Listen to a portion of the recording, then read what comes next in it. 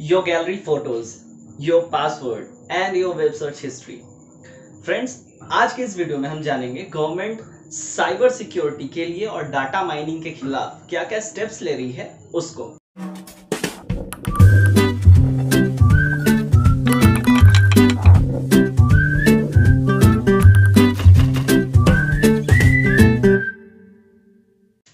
Hey everybody, मैं हूं राहुल और आप देख रहे हैं मिशन कंपटीशन।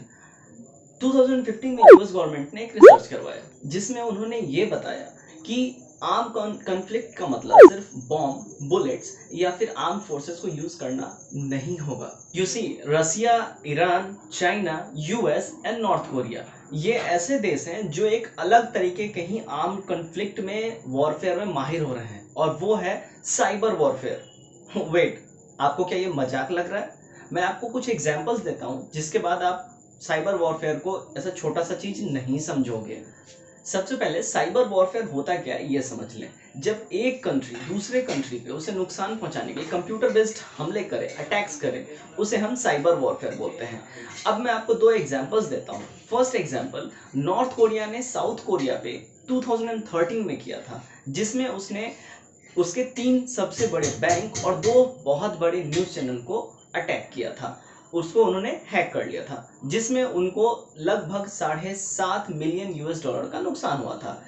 2015 में रशिया ने यूक्रेन पे उनके पावर ग्रिड्स को हमला किया था, जिसमें उन्होंने उनके पावर ग्रिड्स को हैक कर लिया था और इलेक्ट्रिसिटी फेलियर करा दिया था क्रिसमस से बस 2 दिन पहले, जिसमें लगभग 2.5 लाख घरों की बिजली गुल हो गई थी। तो जितना आप सोच रहे हो उतनी छोटी चीज नहीं है। साइबर वॉरफेयर इतना डेंजरस है, आप इससे समझ सकते हो कि ये किसी भी कंट्री के डिफेंस सिस्टम और न्यूक्लियर सिस्टम को हैक कर सकता है और उसके बाद वो अपने मन मुताबिक हमले कर सकता है।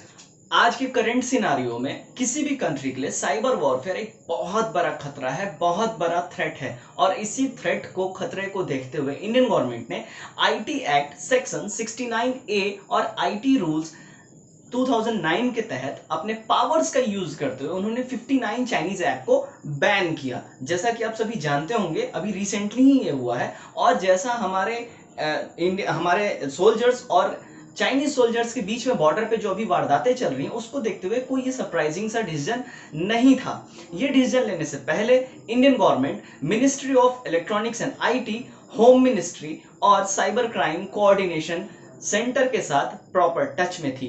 मंडे को जो प्रेस रिलीज आया उसमें गवर्नमेंट ने ये कहा है कि इन एप्स के अगेंस्ट गवर्नमेंट को पहले भी कंप्लेंट्स मिल चुकी है और उस कंप्लेंट्स में कहा गया है कि ये जो एप्स हैं वो अनऑथराइज्ड तरीके से यूजर्स के डाटा और उनके प्राइवेसी का वायलेशन कर रहे हैं। तो इसको देखते हुए गवर्नमेंट ने पहले भी इन एप्स को वार्न किया था और उसके बाद अब ये बोल्ड डिसीजन गवर्नमेंट ने लिया है। समझने वाली बात यह है कि इन 59 चाइनीज एप्स में कॉमन क्या है। तो इन 59 चाइनीज ऐप में जो एक कॉमन बात है वो है डाटा की चोरी।